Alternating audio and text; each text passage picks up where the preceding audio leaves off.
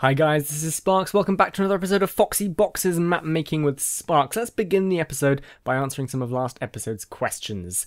No. Yes. No. I know. No. Yes, they are. Thank you so much. Yes. You're welcome. Whoa, it's magic. Yeah. I know. I'm adorable. Pistons. Isn't this cool, guys? So, I had two people send in crate piston textures after I suggested them in the last episode. The first one was sent in by Tom, and he was really helpful. He helped me set it up when it wasn't initially working, and it was a really cool design.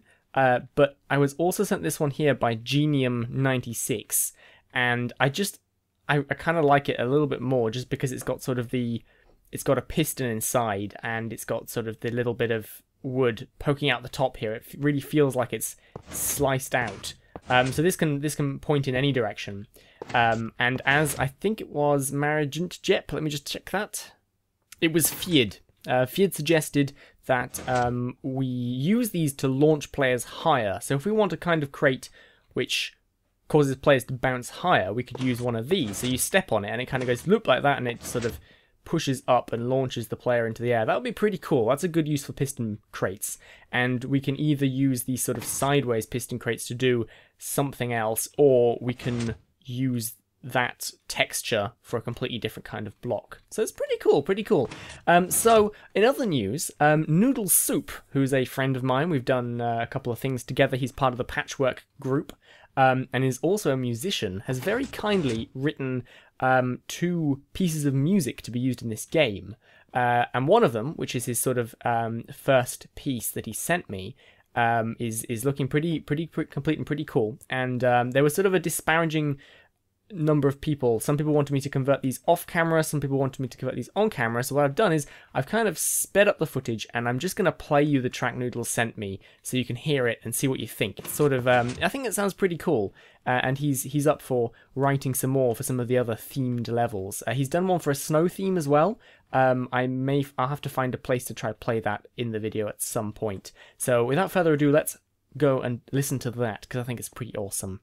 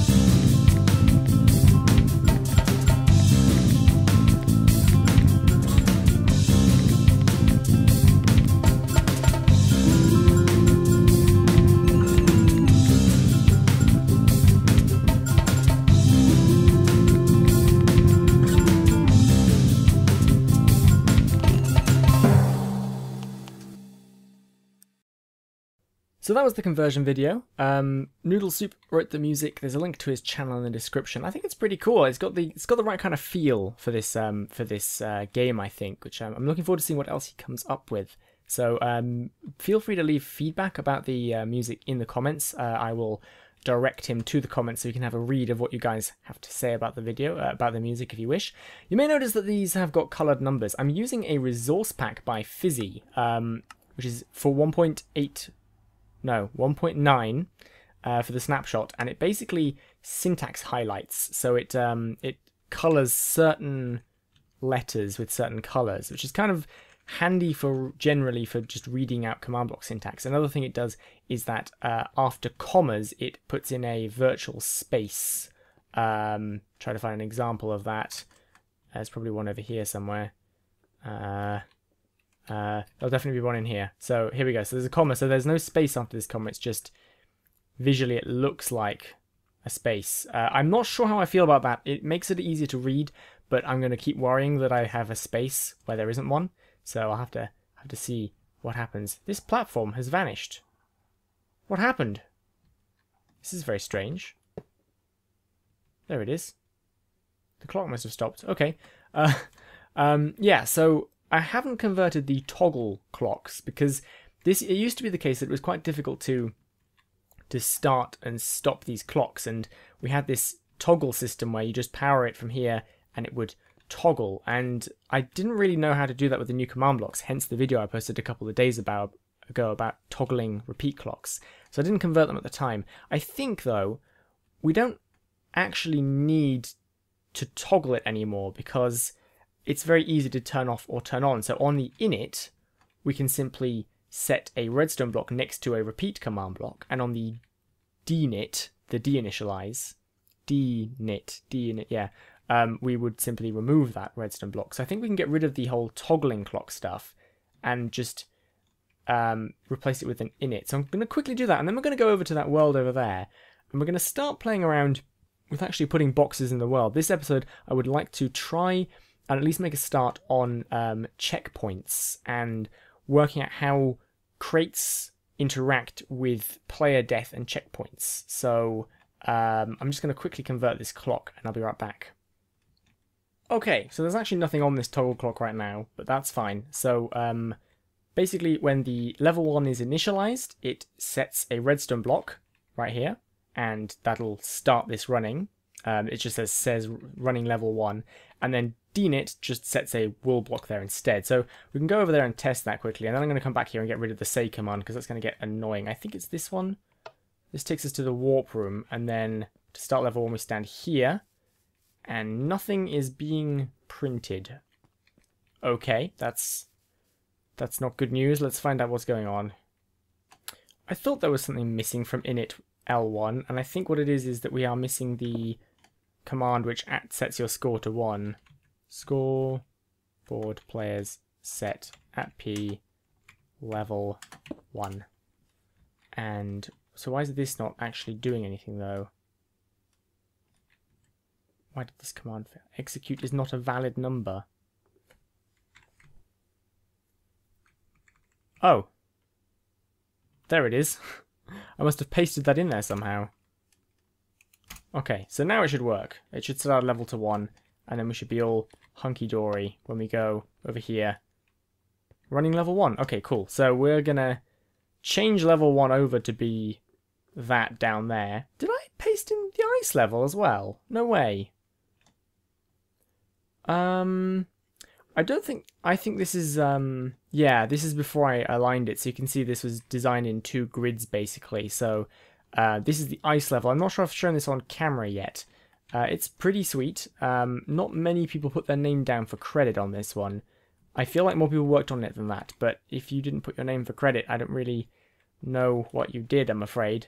So it's kind of a much more icy level. I want to get some different themes for the level designs over here, and we'll probably look at this level later on. I may use it, I may not, but I do like this one quite a bit. It may need a little bit of work. I mean, like the tree style changes a bit throughout the level because different people were working on it, but it's pretty cool.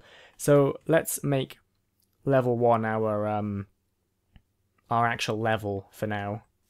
So a lot of people last episode were saying that comparators are redundant, and they're really not. They're used in this sort of case a lot. I still think hopper clocks are the best kind of slow clock, and I got a lot of flack for using a repeater here as well, and I can kind of see why people come to that conclusion, especially my viewers, because I don't really ever use them. But it's all about the situation that you use these things in. So the reason that we have a repeater here is because we need a 1-tick delay between this effect command and this effect command. And if we used a conditional repeater line like this, and we put the first effect in here, and we cleared the effect here, that is a 0-tick difference here, and we basically never get the effect. So we needed a delay, and that's what this repeater here is for. Now, if this was a multiplayer setting, I would probably not use a repeater, because 2 people could try and jump at very similar amounts of time, and this repeater would be still on from the previous person's jump, and that would mess up the second person's bounce kind of thing. So I would probably not use it in that case, but really the alternative to this is to get a scoreboard and to basically have a scoreboard counting down to act as a delay, which is kind of a little bit overkill for a single player map, and it's just not necessary. So thank you to everyone. Maybe people just thought that I wasn't aware of the conditional setting inside these command blocks. So that's cool. You know, if you think I'm doing something stupid, do comment, because occasionally I do things stupid. But in this case, I feel fairly justified in using a repeater here, because it's a pretty simple way of getting a delay, really. All right, changing the coordinates over, and we should be good to go. Now, I want to change over how the crates work a little bit, because the idea, as I've said before, is to add a couple of different types of crate that do different things. So this isn't a very good looking place at all. I don't know where I am. I have no idea where I am. Okay, those are definitely the right coordinates. I just double checked them. So why am I being teleported to the middle of nowhere? Very weird. I don't know what's going on.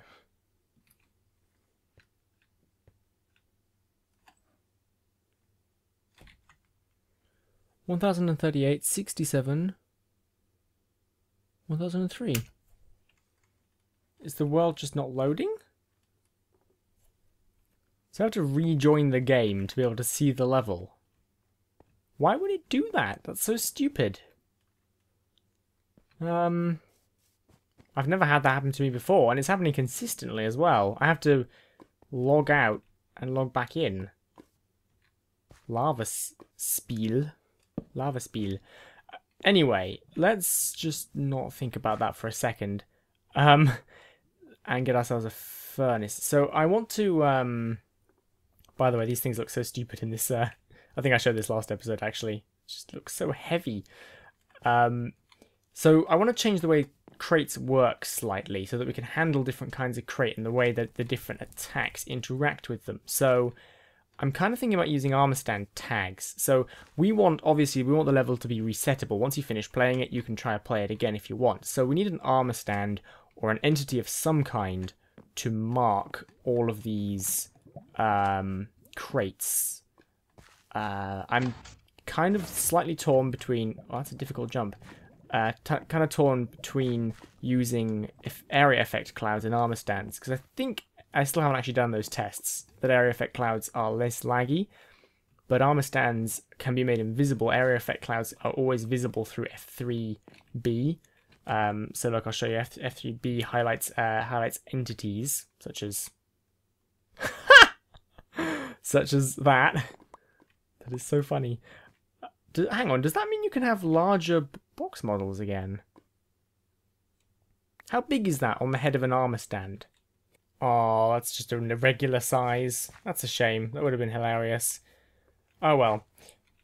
So we're going to be using armor stands probably to mark these entities, because area effect clouds can be seen with this little white box around them in F3B, which is probably not a huge issue considering the boxes kind of show where the armor stands are anyway, but I'm thinking about using armor stands for now. Plus, they don't have a despawn time. So we do something along the lines of putting down a crate where we want somebody to be able to break it, like here. And we would be summoning an armor stand here. So we'd go summon armor stand. And then we'd go no gravity, and I'm probably going to write a little placey script for myself to make this faster with placing lots of crates. So no gravity, 1B. I'm going to leave it visible for now, and then we're going to go custom name crate, and then we can go tags. I think it's tags. Hang on. It is tags, so we can give it the tag. Well, hang on. So we could give it tags depending on how it should be breakable. So maybe if it has no tags, then it should be like there's several ways we can currently break these crates, right? We can ground pound them, we can jump on them, and we can attack them from the side using the dash attack or the sploosh attacks. There's 4 ways of breaking a crate. So say that we wanted a crate which you couldn't break by jumping on it, we would have to give it a tag like no top. Or we give all crates that you can jump on a top tag, or a jump tag or something.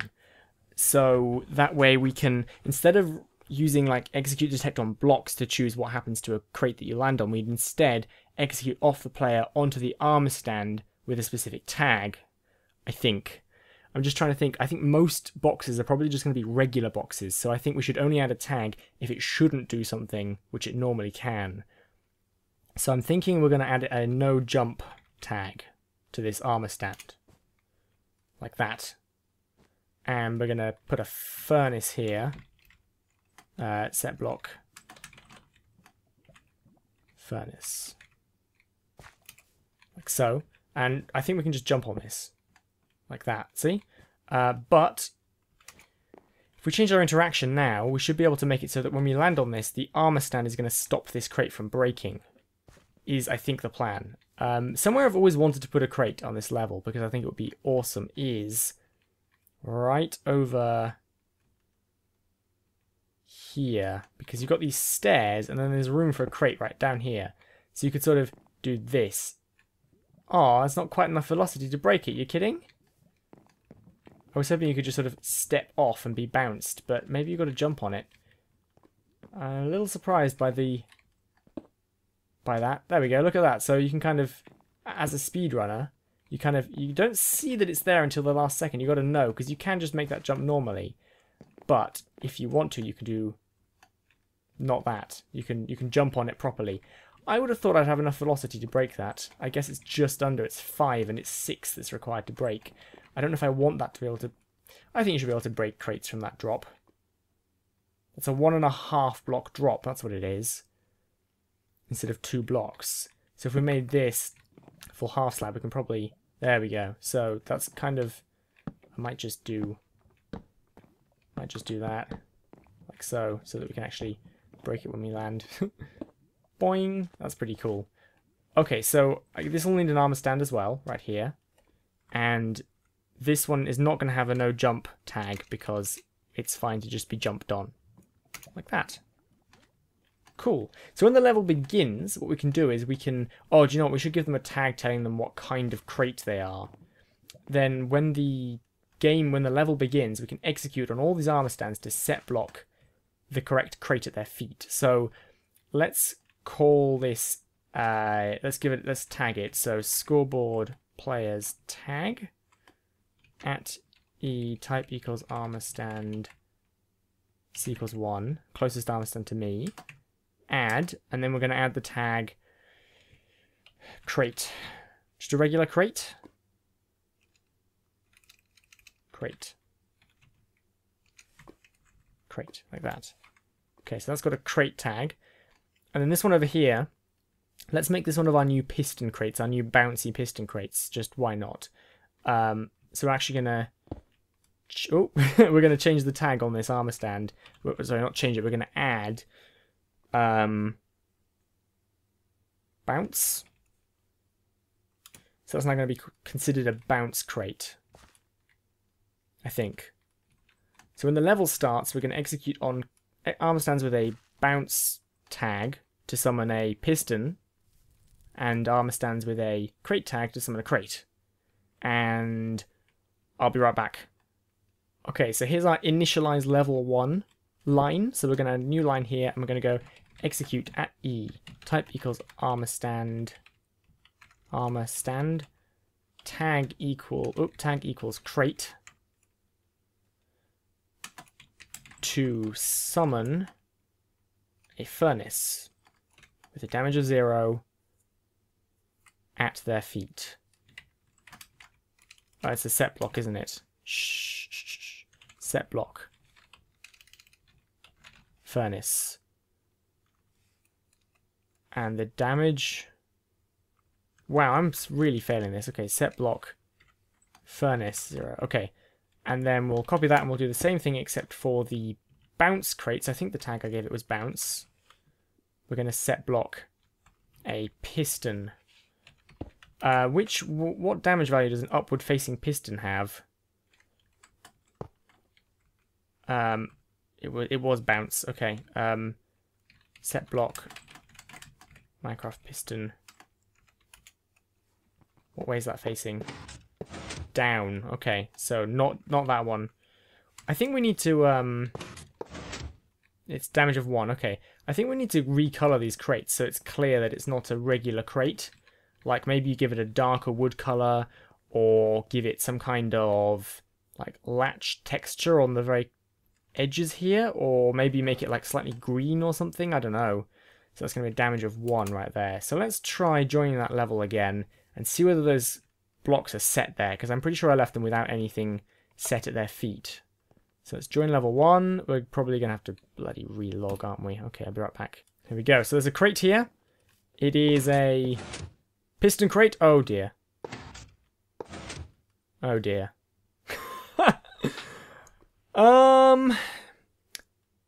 Can marker pistons be pushed? Can marker armor stands be pushed by pistons? Pushed by pistons.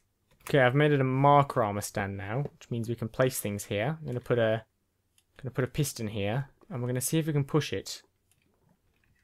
Like so. I think this won't be pushable. Okay, cool. So we just gotta make sure that we make them markers. So this is a piston block, and it was correctly set by our armor stand, and over here we should see a block as well. Hopefully it was in loaded chunks when we joined the game, because it'll only happen once. It was on soul sand, so it's technically a block lower than it looks. GG armor stand. Let's put something sensible under you. Right, there we go. That should be better next time. This is something we're going to have to watch out for. We're going to have to make sure that all of the level is loaded when the player joins it. And it's going to... So we may have to make the level snake a little bit, or we may be limited. And in fact, we may have to write some sort of little program which checks the render distance of the player and stops them if it's too low, because that might mess things up. So we might have to build a render distance checker, which I think is fairly simple. We just try and summon armor stands or an entity at different distances from the player until the command fails, and at that point we know that we are in unloaded chunks, and we can tell how many chunks, what their render distance basically is. So that's kind of cool. So let's work on changing the way that the crate breaking works for these crates. Although this is a piston crate, so I don't think we're going to smash it anyway. So we're going to ignore what the block is that the armor stand is in from now on. Instead, we're going to try moving it so that the armor stand is what we're technically hitting. I think that's a good idea. I think. We'll see. Right, here's our box interaction line. So this bit is... Oh, hang on. What's this first one? I always forget to check the first one. So if there is a furnace of any value below us, we destroy it, basically. If our velocity... Oh no, this is if the furnace is above us. Yeah, okay. So that one will need changing. Let's actually use that one as a test. So here's our furnace. Oops. So at the moment we can stand on here and jump, and it will destroy it. So let's put a new armor stand up here. So I'm giving it a no head tag. I don't know what else to call it. No helmet. I don't know. No head. No marker on B. So we've got this one here. We're going to set our furnace right here. So we're going to try and make it so that this won't break when we jump because it has that tag. So instead of checking for the furnace, we're going to have to execute off the player instead. So I'm going to execute on the player if they have a furnace above their head. I guess we can keep that check to execute at E.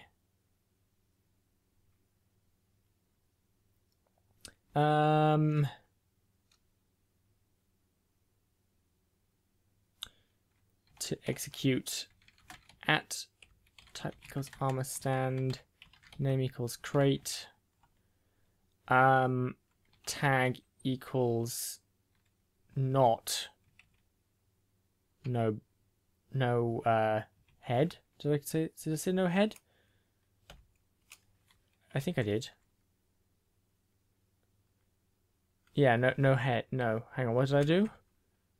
No head. So if the tag isn't equal to no head, if the tag doesn't exist, but we need a radius on that.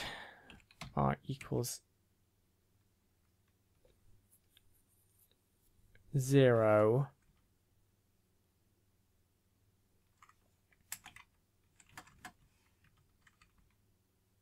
To set block that to air.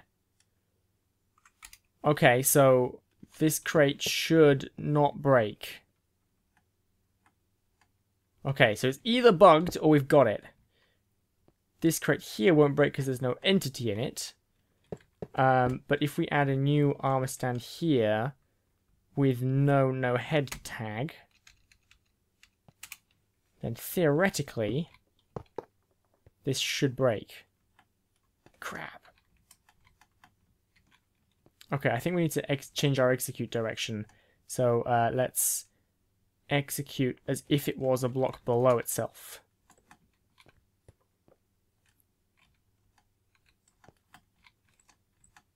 I'm not sure what's going wrong here.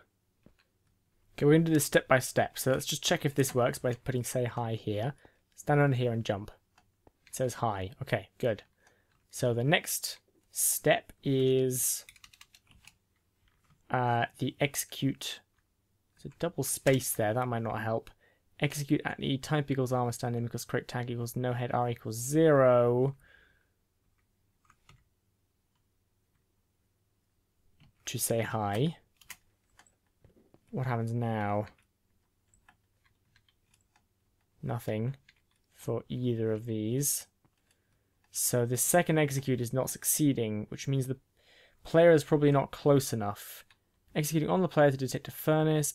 Execute at this armor stand as if it was a block below itself.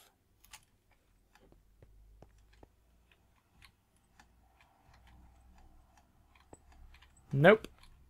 Okay, I think I see what's happening. The radius here is based on the player, not the armor stand, and we're detecting as if, so that needs to be level with, and this needs to be executed as if it was 2 blocks higher, and instead we take 2 off this, so minus 1.9 maybe. This may not work.